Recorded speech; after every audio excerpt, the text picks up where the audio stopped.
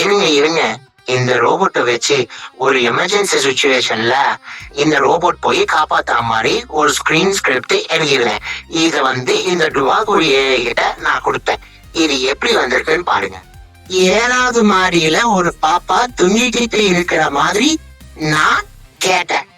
அது எனக்கு கொடுத்தது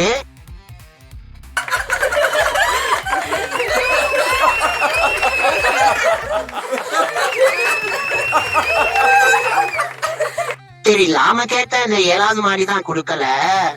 சரி, அட்லீஸ்ட் 3வது மாடியில இருந்து அந்த ரோபோட் காப்பாத்துற மாதிரி கேட்டேன். ஆனா அது எனக்கு கொடுத்தது 3rd ஃப்ளோர கிரவுண்ட் ஃப்ளோரா ஆக்கி வச்சிரு கொய்யால.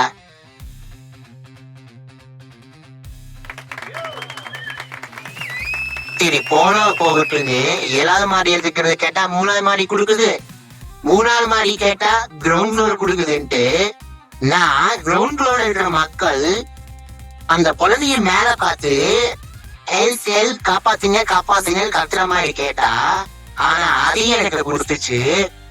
அந்த பில்டிங்க வாஷிங் மிஷின் மாதிரி பண்ணி அதுல அந்த குழந்தைய உட்கார வச்சிருந்தேன். ஐயோ,